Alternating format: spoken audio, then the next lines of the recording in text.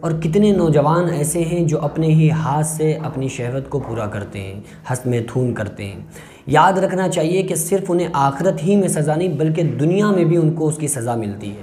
سب سے پہلی چیز تو یہ ہے کہ وہ پھر کبھی بھی جس طریقے سے ایک ایسا شخص جس نے ساری زندگی اس طرح کا گناہ نہیں کیا تو وہ اس کے برابر نہیں پہنچ سکتا، کیونکہ وہ اس کے اندر جو قدرتی ایک اللہ تبارک و تعالیٰ کی طرف سے جو طاقت ہے وہ طاقت اس سے ختم ہو جاتی ہے۔ دوسرا اس کو جو سخت سزا دنیا کے اندر ملتی ہے وہ یہ ملتی ہے کہ اس کو پھر بیوی میں کوئی لذت نہیں ملتی، بلکہ وہ اپنے ہی فعل بد میں ہی اس کو جو لذت ملتی ہے، پھر اسے بیوی سے کوئی بھی اس سے قربت میں مزہ نہیں آتا ہے، اچھا نہیں لگتا ہے، لذت حاصل نہیں ہوتی ہے، بلکہ وہ بیوی سے دور ہوتا چلا جاتا ہے۔ تو اس وجہ سے آخرت میں تو جو سزائیں ہیں کہ پیارے آقا صلی اللہ تعالیٰ علیہ وسلم کی تمام احادیث سے اور قرآن کی روشنی میں اگر آپ دیکھیں گے، دیکھیے قیامت کے دن ایک اعلان کیا جائے گا، آپ یہاں سے سمجھ لیں، قیامت کے دن ایک اعلان کیا جائے گا، وَامْتَازُوا الْيَوْمَ أَيُّهَا الْمُجْرِمُونَ،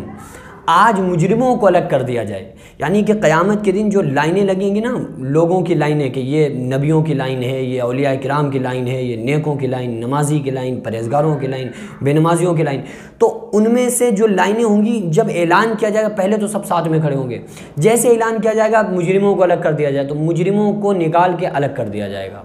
اور پھر قیامت کے دن اللہ تبارک و تعالیٰ اس کا حساب لے گا کہ تم نے اس طاقت کو ناجائز ضائع کیا، اس کا تم ہمیں حساب دو۔ تو کہاں سے ہم حساب دیں گے؟ کیوں ہم ایسا کر رہے ہیں؟ لوگ کہتے ہیں کہ ہم جب تک ایسا نہ کر لیں جب تک سکون حاصل نہیں ہوتا۔ میرے بھائی، قرآن نے کہا الا بذکر اللہ تطمئن القلوب، اللہ کے ذکر سے دلوں کو چین اطمینان حاصل ہوتا ہے۔ ہمیشہ آپ کو یہ لگتا ہوگا کہ ہاں جب یہ کر لیں گے تو سکون ہو جائے گا، خدا کی قسم وہ سکون نہیں ہوتا ہے، وہ بہت ہی وقتی تھوڑا سا آپ بھلے محسوس کر لیں سکون، لیکن میرے بھائی آخرت میں تو آپ گناہ گار ہوئے، ساتھ میں دنیا میں بھی اس کی خطرناک سزائیں، اور پھر آپ یہ دیکھیں کہ وہ سکون نہیں ہوتا ہے، پھر آپ گناہ گار بھی بیکار میں بنے، پھر لوگ یہ کہتے ہیں کہ ہم تو اللہ سے توبہ کر لیں گے۔ میرے بھائی، آپ توبہ کر لیں گے اللہ معاف کر دے گا، ٹھیک ہے، لیکن آپ سوچ کے دیکھیں کہ ایک وہ شخص جس نے ساری زندگی گناہ کے قریب نہیں گیا، اور ایک وہ شخص جو گناہ کرتا رہا توبہ کرتا رہا، تو اللہ دونوں کو برابر کیسے کر سکتا ہے؟ ایک بے نمازی اور نمازی کو اللہ برابر نہیں کر سکتا۔ بھئی اللہ کا قانون ہے کہ بے نمازی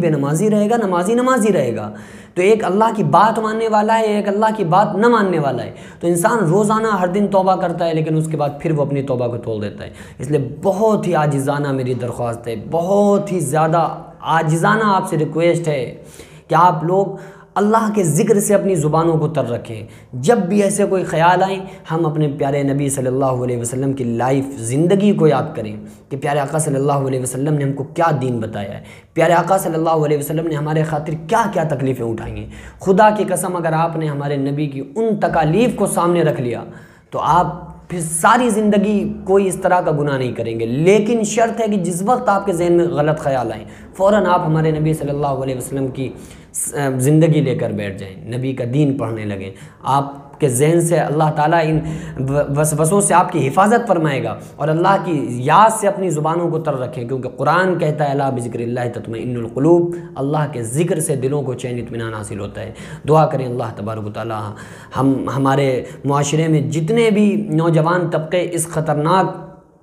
مرض ہی کہہ لیں، اس خطرناک مرض میں اور خطرناک بری عادت میں جو لوگ ملوث ہیں، اللہ تبارک و تعالیٰ ان سے ان کی حفاظت فرمائے اور تمام گناہوں سے بچنے کی توفیق عطا فرمائے، پیارے آقا صلی اللہ علیہ وسلم کی شریعت مطہرہ پر عمل کرنے کی توفیق عطا فرمائے۔ وما علینا الا البلاغ۔ السلام علیکم ورحمۃ اللہ وبرکاتہ۔